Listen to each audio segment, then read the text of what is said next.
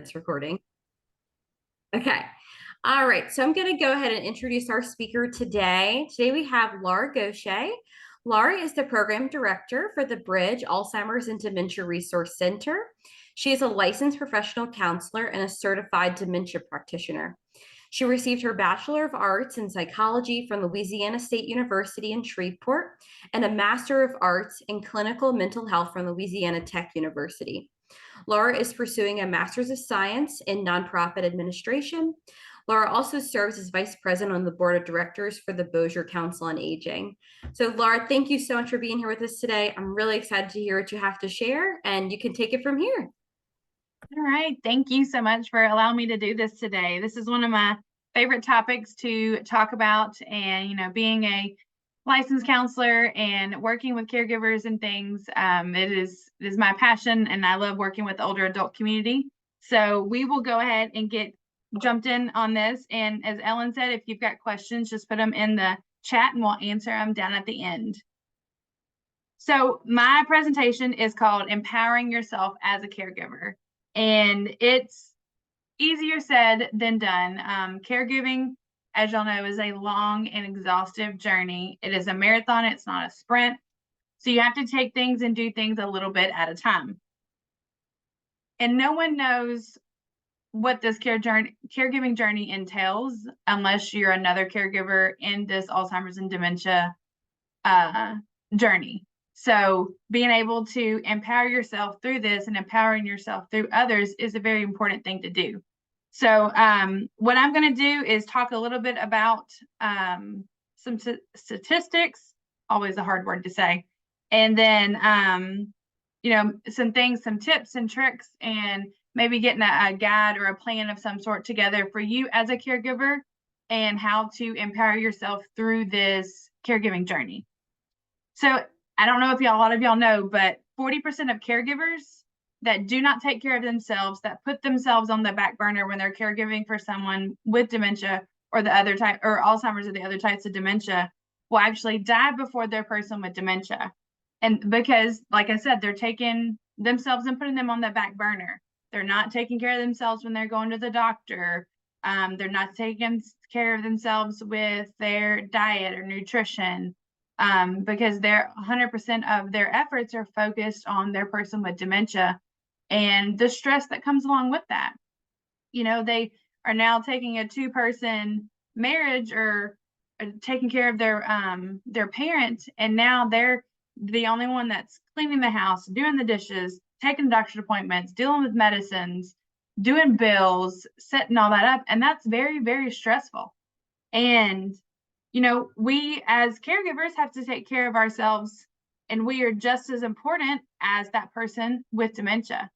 And a lot of times our families will, their doctor's appointments are more important, or their health and well-being is more important. And I always tell my families, you are just as important as they are. You can't fill somebody's cup if your cup is empty. So you always have to make sure your cup is filled, your cup is full, so that you can pour some out and put it in somebody else's cup. So taking care of yourself mentally, physically, spiritually is going to be just as important as taking care of your person with dementia, mentally, spiritually, and physically as well. A lot of times, you are human, and you're going to get upset. You're going to get frustrated. You're going to get mad about those little things that your person may or may not be doing. And that's okay, because you're allowed to get worn out. You're allowed to get angry or frustrated. You're allowed to be tired. But when we start getting concerned with our family members, this is when they start to turn, sort of that resentment, because they are truly the only caregiver. Or that they have other family members, but they're the only ones that can take care of their person the best. So they don't like asking for help. So now they've taken on everything, and they're worn out. They're tired. They have that caregiver burnout, to where they start to maybe resent their person with dementia. They start to get angry with them at the littlest things. They love them, but they're starting to give that anger towards them. And I tell my families, we want to stop that before it starts. But if you start to get to feeling that, that's a time for you to recognize that, step back and say, what do I need to do right now to help fix that? What can I do right now to help, disengage my anger? And a lot of times it's when our caregivers need to take a break. You need to have that physical break of having some time to yourself, some time to recharge your batteries. And emotions can go all over the place, and so having that time, that physical time of being by yourself or going with a friend or doing something that you enjoy is good for you to be able to recharge those batteries, to get your mind and your emotions back in the right mindset. Because once we hit that negative route and that negative time, it's really hard to come back and do that, become positive. And we have to really work and focus on ourselves to learn how to change into that positive from that negative, because it's real easy for us to be negative. It is a whole lot harder for us to stay positive and keep that positivity going. I am so sorry. My phone decided to not work today. So how do you do this? How do you just say, I need a break, I need to leave?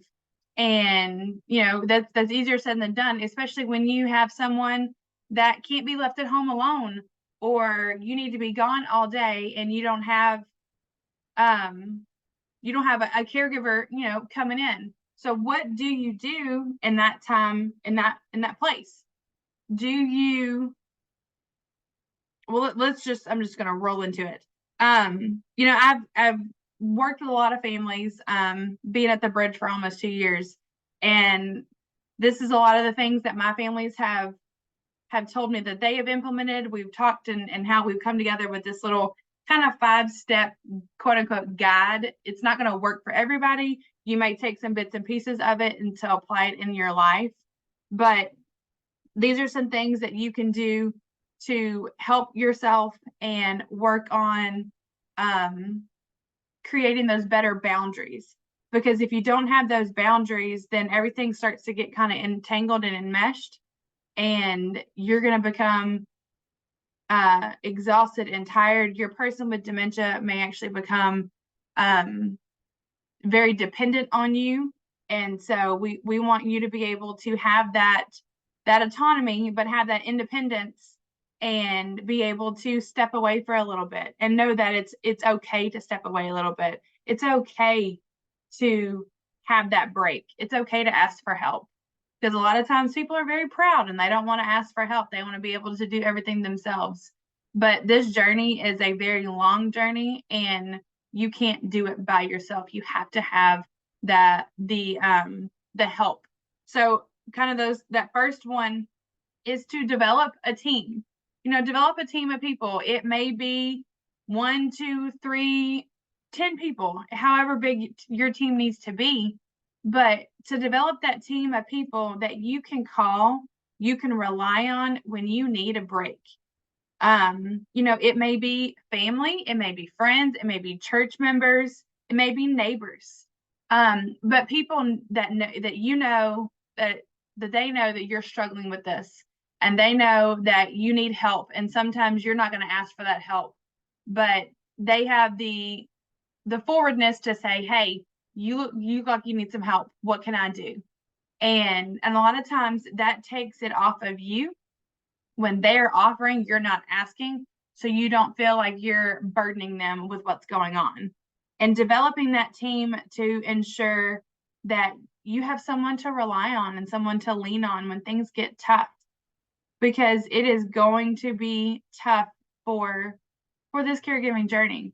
This is a terrible, terrible disease, and you have to have people in your corner, and you have to have people in your area to know and rely on when things get tough.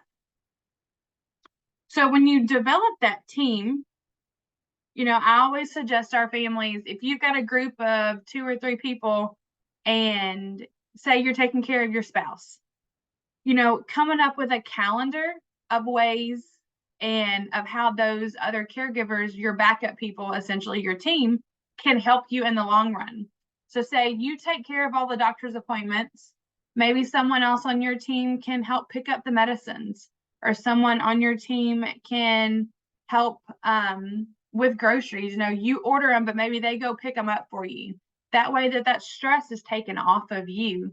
And that's one thing that you can delegate that is a little less worrisome. I'm like me, I'm a control freak when it comes to doctor's appointments. I like to be in control of those things. And when it comes to someone with this journey, then, I understand that a caregiver is going to want to take over those things. But medicines, just going over to drop off a prescription or pick up that prescription is pretty easy. Groceries, just going out and doing some basic errand running, if you're able to delegate that out to somebody else, that just takes that unnecessary stress off of you and makes you a little less worrisome about things. And when you do those things, a lot of times people want to help, but they don't know how to help. They don't know how to ask because they are afraid to ask, or they're afraid to offend somebody. So you taking that initiative and say, hey, I really need help. Can you go do this for me? Can you help with this? Can you just call this doctor and make an appointment for us? That gives them a black and white thing to do. It tells them like, hey, she needs help. She's going to let me do this. That gives me something to do, and I can help take the load off of him or her. It makes them feel like they are doing something, because like I said, a lot of times those families or friends don't know how to ask, or they don't know what to help with. So they're just going to stand back in the wayside until you ask for help. And I know we're proud we don't like to ask for help, but being able to do those smaller, more stress inducing, but less time consuming things, letting somebody else take care of those things for you is a great thing. And being specific and clear of what you're wanting and what you're needing, that kind of goes right into the track of that calendar of being clear of, I need you to do this, not just, hey, can you come over, but doing that clear, this is what I want, this is what I need, this is what I need your help with, and putting those boundaries in place so that they know what you expect of them, and that they know their expectations for it immediately. Let's see. If we're not clear and specific on what we want or what we need from that person, then, those lines can get a little blurred, and they may not do it how you would want to do it per se. They may get it done in some sort of fashion, but they may not do it exactly how you would want it. So making sure that you're clear in your wants and needs of that particular task, then they know what's expected and how you're able, or how they're able to help you in this matter. Let's see. This is always one of my favorites. Making sure to check in with your emotions every day. Either in me personally, in the mornings and in the evening times. Sometimes we don't wake up on the right side of the bed because either you didn't sleep good, or your person didn't sleep very well, or you woke up 12 times in the night because you had to go to the bathroom or couldn't sleep. And we wake up on the wrong side of the bed. And so being able to check in with those emotions of saying, I'm a little angry right now, or I'm frustrated, and I need to make sure I own that so I don't take that anger or frustration out on my person. And, inevitably when we're not in a good mood, our person will do something or say something, and it's going to flip us and get us upset about something. But when you're physically aware of your emotions and aware of where you at mentally, then it's a little easier for us to think, when I'm angry, they didn't do that on purpose. They are struggling with something right now too, so I can't take my anger out on them. And maybe you do something to curb that anger at that moment, maybe taking some deep breaths, or taking a walk outside on the patio, or walking away for a couple of minutes and then coming back, so you're able to curb that anger or frustration. And those are real quick and easy ways to do those things to curb that anger and frustration if you woke up on the right side or the wrong side of the bed. If you woke up on the right side of the bed, then that's great. And your happiness and your contentment will they'll see that, and they'll actually kind of emulate that as well, because they will track your emotions and they feed off of your emotions as well. So if you're angry or frustrated, they may feed off of that as well and get them angry or frustrated, because deep down they know something is going on with them. They know that something is going quote unquote wrong, and they can't process it. They can't verbalize a lot of times what's going on with them. So they get angry or frustrated easier because they can't process. Sometimes they can't say what they're feeling. And so then we have to look at body language and things like that. But they're also looking at you and looking at your emotions or looking at your body language and things, and they're feeding off of you. If you're angry, then, something may snap and they're going to throw that frustration and project it back onto you. So being able to keep in track with your emotions in the mornings and the evenings, and, maybe you're writing it down real quick on in a journal. I love to journal. I think it's really great for everybody because, when we've got things going on in our head, we hamster wheel it. We keep going over and over and over and over on it. But if we sit down, take 10 minutes, jot down what we're feeling, jot down what happened during that day, then we're able to look at it, focus on it, kind of work through it and process it, and then put it away. And doing that at night before you go to bed is really great because you process those emotions throughout the day, the things that you've been feeling, what happened during that day, and then you're able to process it, put it down, and you usually have a better night's sleep as a result of it. So it's really a good thing to journal, to, maybe you do it in a physical journal, maybe you write it in your planner or, in your notes app on your phone. But just now I see I updated my iPhone, and now there's a journaling app that goes on your phone. So you can quickly jot down what's going on. And that way it keeps it, and you can go back in a week or two and read it and go, yeah, that was a really tough day, but I was able to work through it. Or that was a really great day. What did we do that day? Let's maybe see if we can recreate it and do that today again. So being able to work through those emotions is really important, because if we're not identifying our emotions on how we feel, then we're going to just take that information and take that mental energy that's bringing us down or making us angry or whatnot, and we're going to push it onto them, and then that's going to make them angry, and that's just a vicious cycle that we don't want to repeat. So being able to physically recognize, and like anger is, I always talk about anger, but it's the easiest one to recognize physically, because you will clench your fist, your blood pressure starts racing or rising, your heart's racing. For me, like my chest gets red because the blood is flowing more or quicker.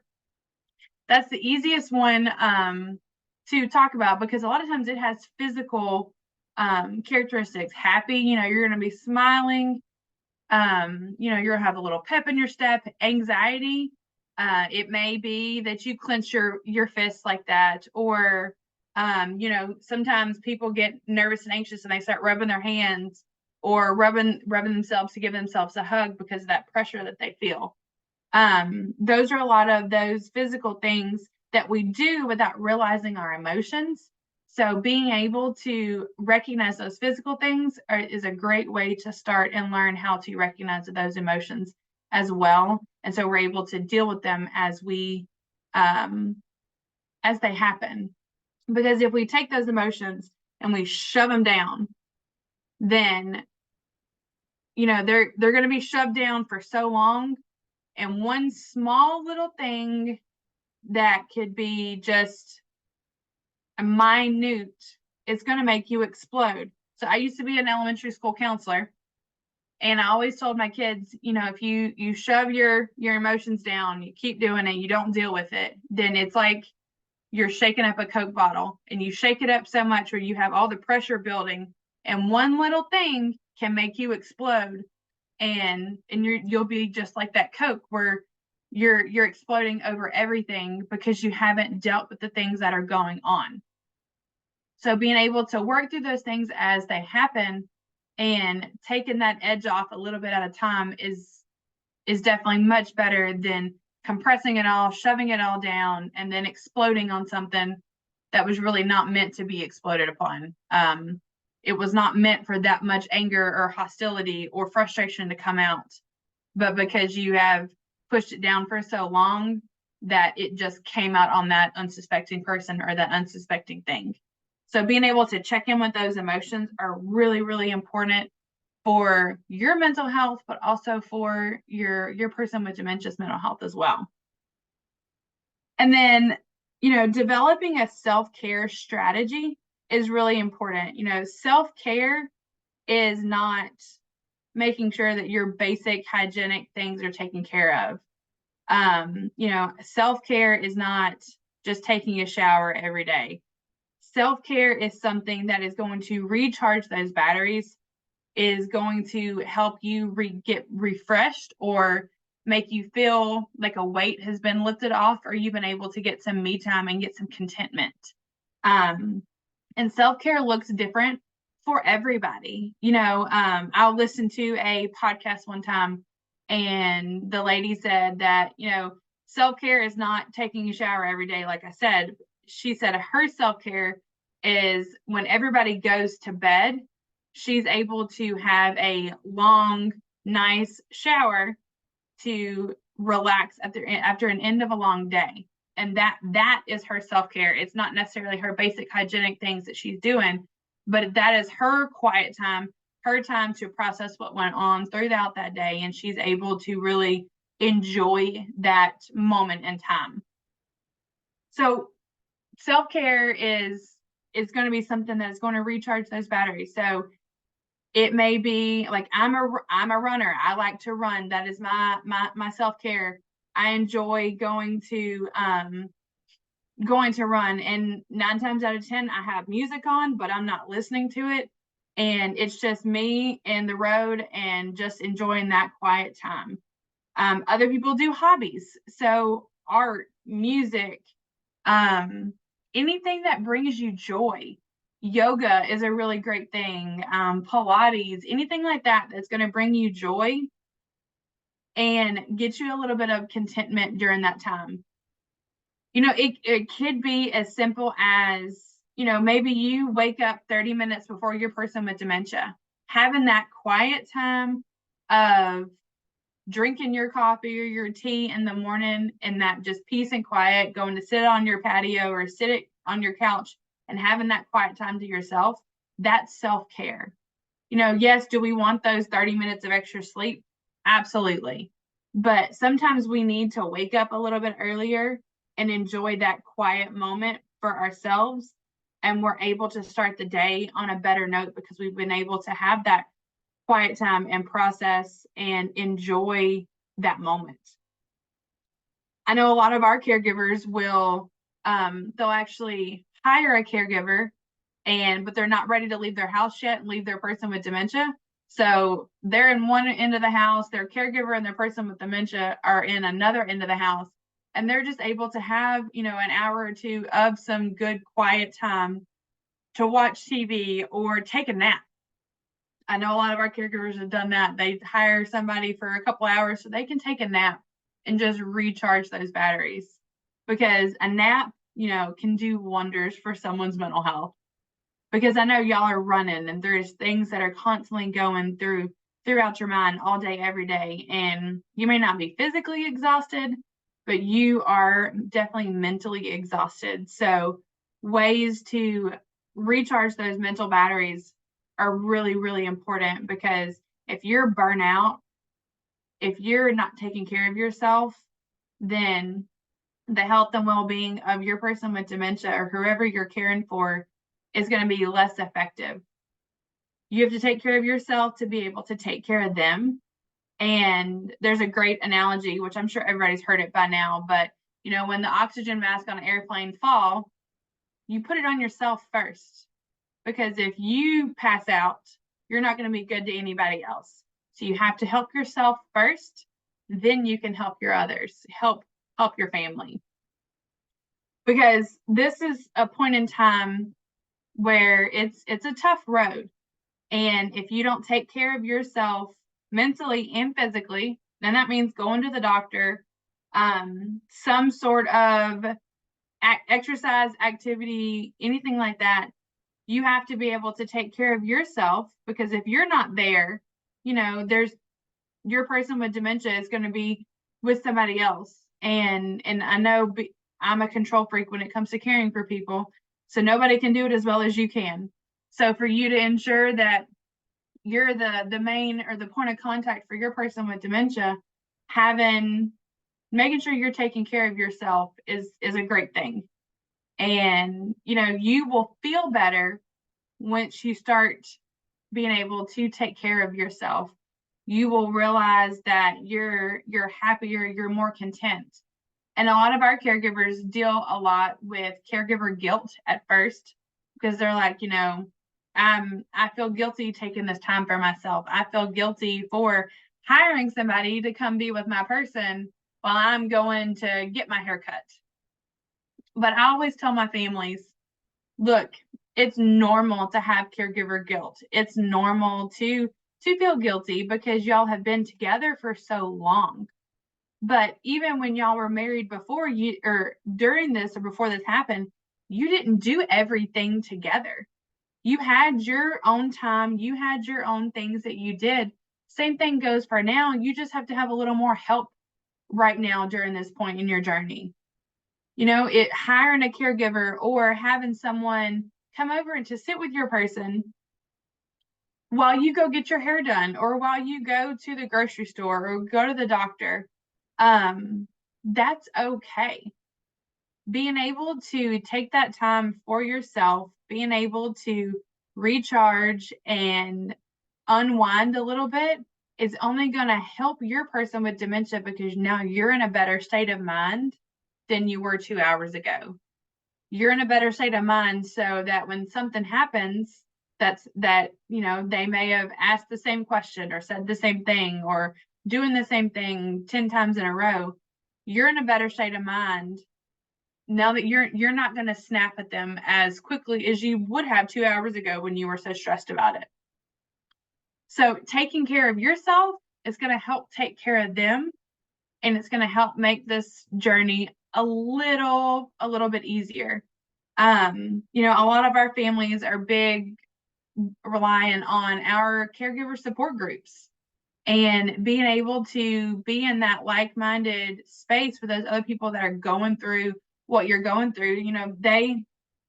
A lot of our caregivers say, this is my self-care. This is an hour once or twice a month that I'm able to get out of the house and to be with like-minded people that are going through what I'm going through, and to get some good knowledge or information, or just being around them. It lets you know that you're not alone in this journey, because this journey is a very long, tiresome, and can be a very lonely journey. So being able to be around people that are in kind of the same boat as you, that may be not in the same stage, but they understand what's going on, and having the ability to be around those people is a sense of self-care, because you're taking care of your mental health during those support groups as well. So, like I said earlier, caregiving is a marathon. It's not a sprint. And we have to be able to take care of ourselves and be able to do this for the long haul, because we have some people that have been, struggling and dealing with this disease for 5 years. I have caregivers that have been dealing with it for 20 years. So you're in it for the long haul with your person, and being able to take care of yourself is just as important as taking care of your person with dementia. All right. I am all done, Miss Ellen. So is there any questions? Thank you so much, Laura. You have such good insight into how to feel empowered and really good self-care tips. So thank you so much for sharing that. Yeah. We do have a lot of questions, but I wanted to, before you start the questions, to see if you could tell us a little bit about the bridge. So I know y'all do a lot of services like we do, but you service a totally different area of the state. And for these lunch and learns, we have people from all over. And so I wanted to see if you could talk a little bit about what y'all do. That way, if there is anybody like attending from that area, that they could reach out to you afterwards. Yeah. So we are the Bridge Alzheimer's and Dementia Resource Center. We service Region 7. So that is from Caddo Parish over to Claiborne down to Sabine and Natchitoches Parish. And we do a lot of similar as to Alzheimer's services. We do education, we do outreach and support. We have 14 support groups right now. I think we're fixing to start our 15th one in our area. So we are here to, like y'all, we're the physical person in our area that people can call that are struggling, and we're able to kind of help them with a plan of care or anything that they are going through with the resources in our area. And we actually have a online resource directory that's on our website too. So if anybody is in our area, they can go to our website and look at that information if they're looking for something, or they just want to download it to have it for a different time. Thank you. I appreciate that. Yeah. All right, let's see. I'm gonna read you. We got a good bit of questions. Let me find the first one. How do you respect someone's autonomy when maybe they are not interested in receiving help? Okay, so a lot of my families have dealt with this because they know that their person needs help, or they know that the caregiver needs help, and the best way I've told them to deal with it is to not ask, but say, hey, I'm going to come over and I'm going to bring lunch. And it doesn't necessarily say that they have to leave, but it gives them the opportunity to have someone else come in, have someone else be there at the house so they're not so overwhelmed.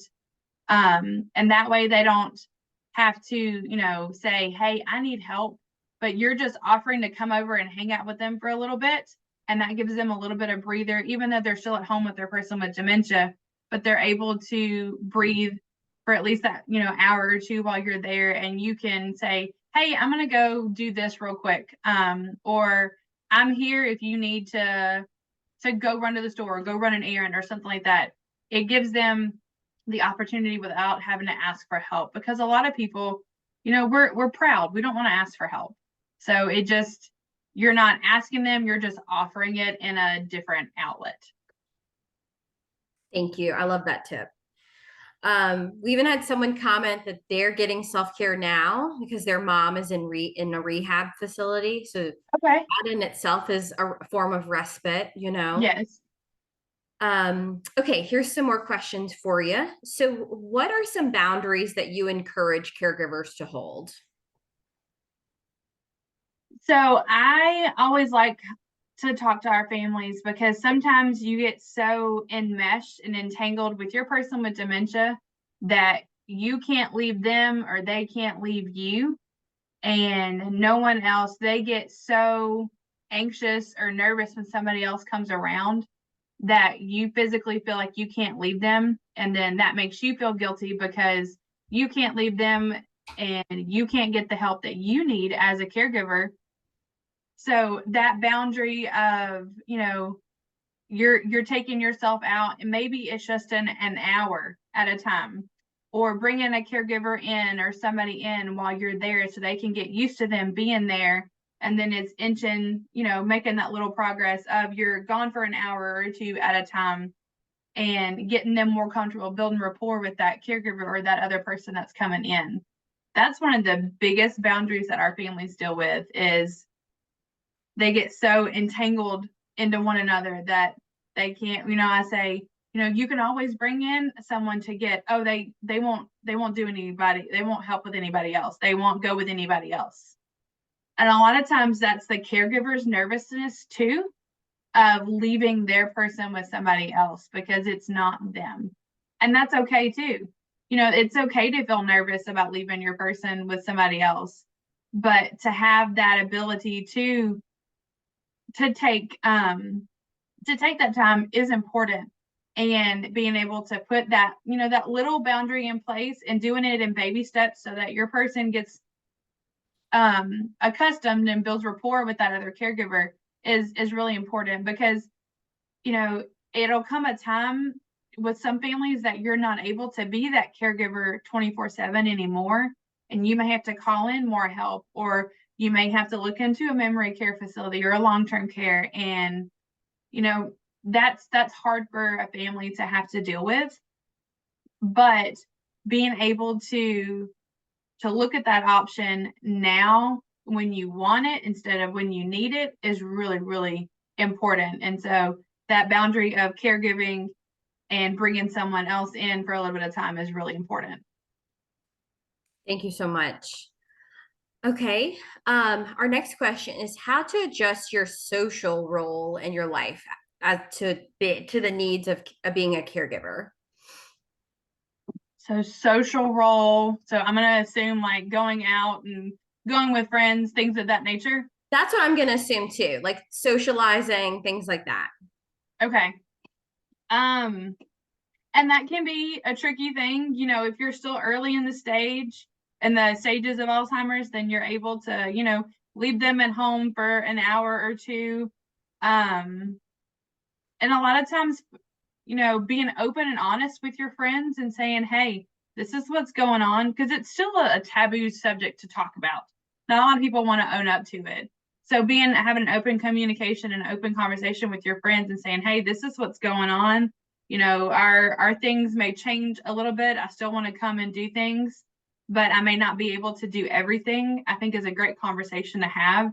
And, they may come over to your house and y'all have lunch or do your games or whatnot at your house, so that you're able to still enjoy social time, but you're still able to have your person there so you can keep an eye on them. That's how I view it.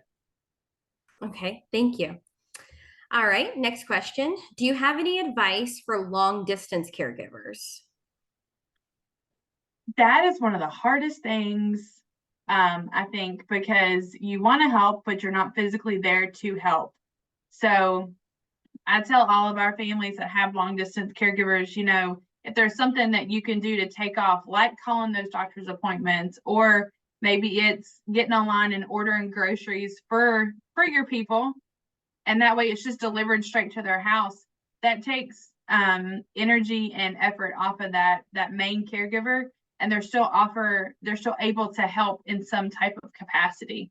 So something like that they're able to do through the internet, or helping to pay bills and stuff online, so they're able to get those things done.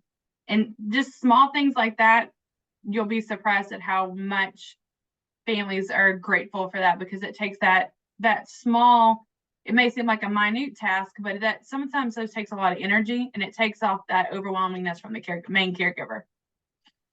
I love that. I think that's one of the biggest benefits of like our really technology heavy world that we live in now is we really can make an impact on somebody's day to day just for doing things like that when we're not able to be there in person. So I Yeah, love exactly. that. All right. Next question. How would you encourage a caregiver who wants time to themselves, but their loved one constantly wants to be around them or right next to them? We hear that. That's so challenging. So what do you usually advise on something like that?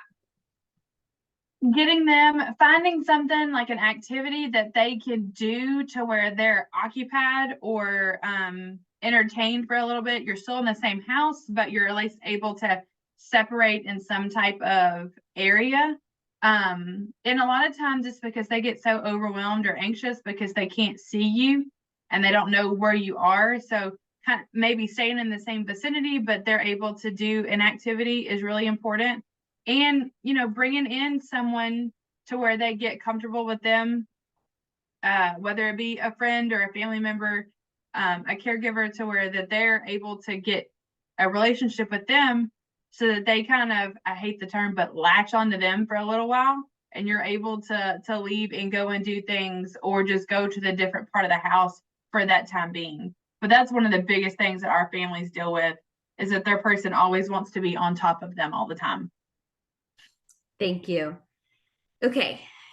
Here's a question that says, are you familiar with any new technology are medicines regarding Alzheimer's. As I'm aware, there is no cure. However, I've been asked about medicines that can slow the process of Alzheimer's.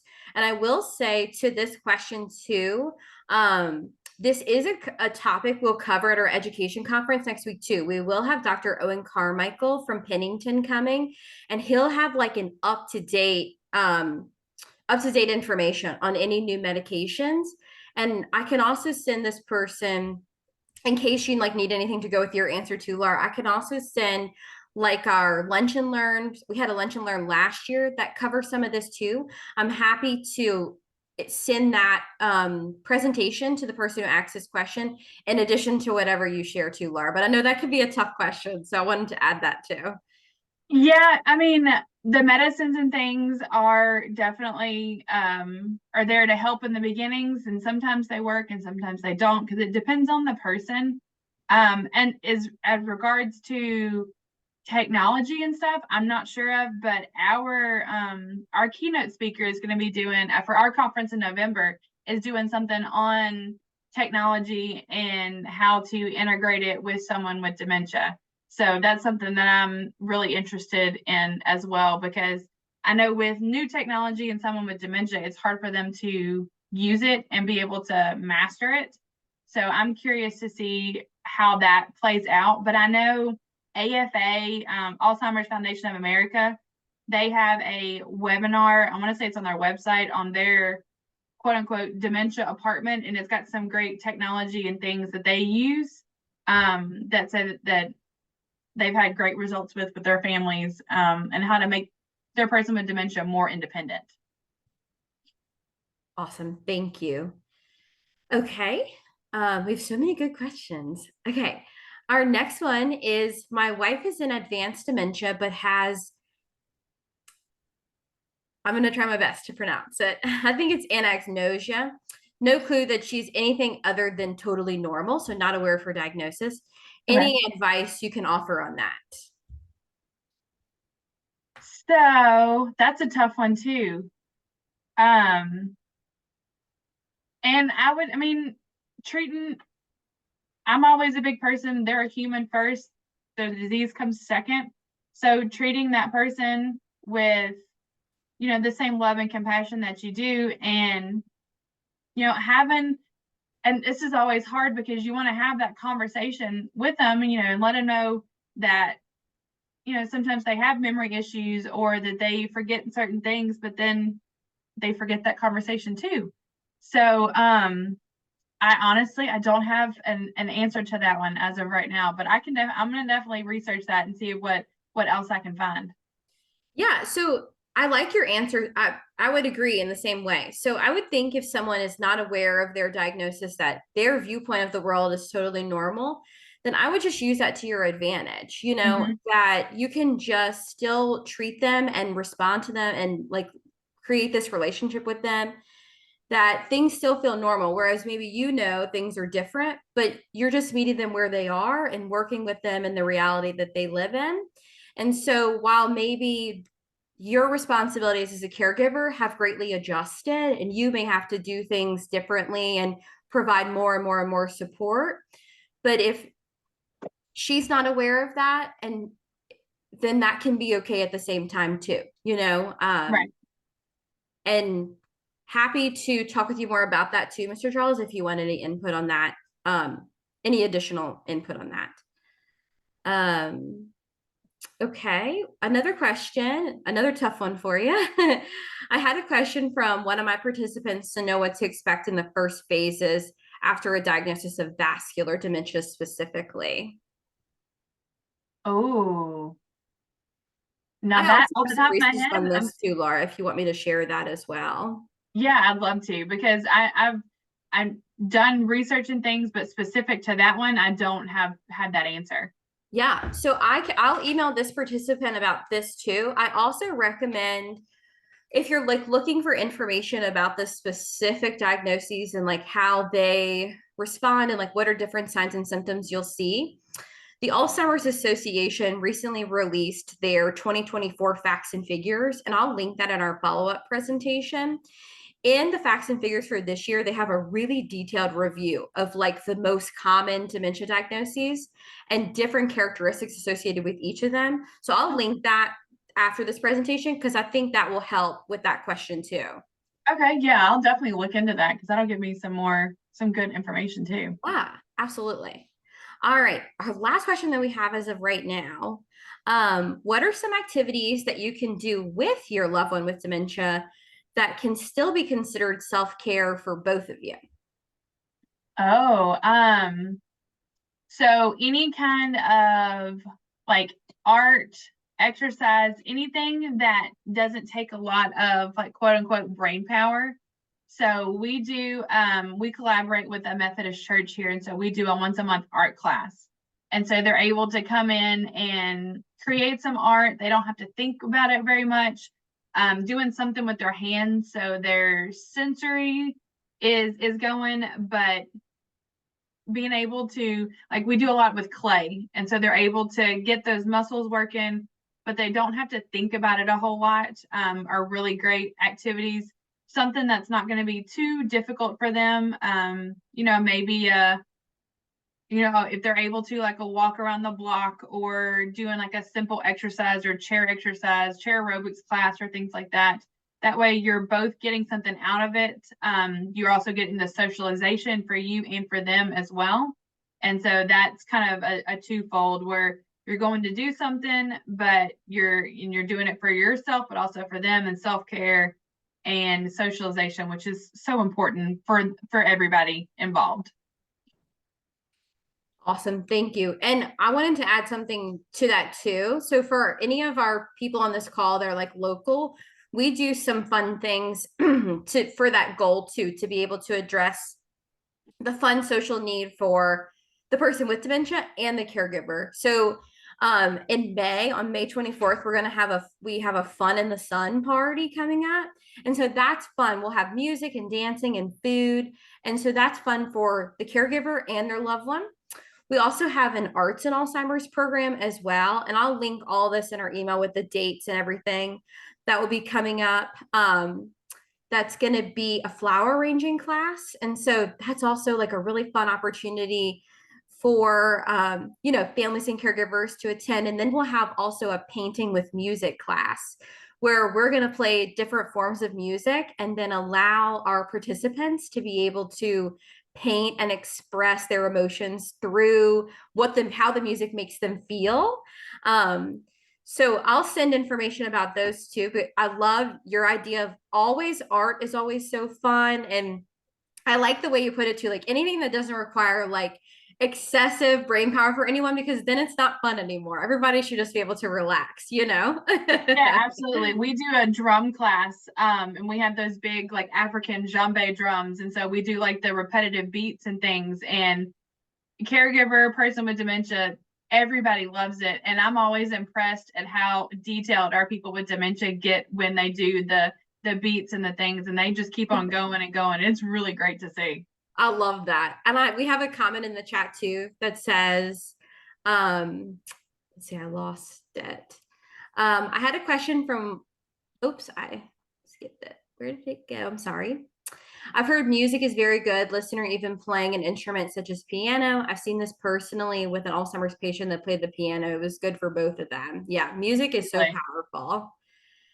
Okay. And then another question for you. We got a new one. Advice for caregivers around the holidays or travel. There's so many, it's such a stressful time. So what do you have like self-care tip wise for that specific time of the year?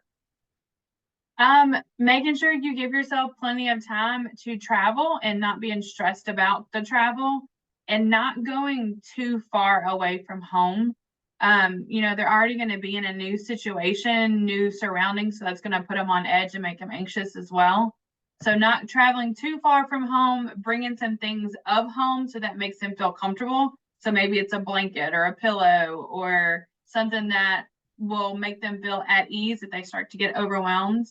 And, if you're traveling or if you're going to see family or something like that, always identifying a quiet place where they can go to just decompress because sensory wise, they get very sensitive when it comes to noises or sounds or anything like that. To voices, they get overstimulated and then they can either lash out or get shut down, get anxious, have a panic attack, things like that.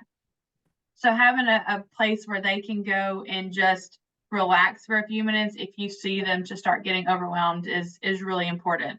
And that way they can chill out for a few minutes and then they can come back in and rejoin the group. Awesome. Well, thank you, Laura. I'm so appreciative of you for taking the time to come and share all of this awesome insight with us today and for answering all of these great questions that we had to. Thank you so, so, so much. We really appreciate it.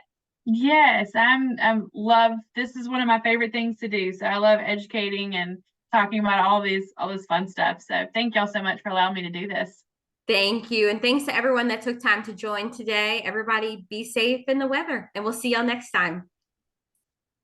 Bye. Thanks so much.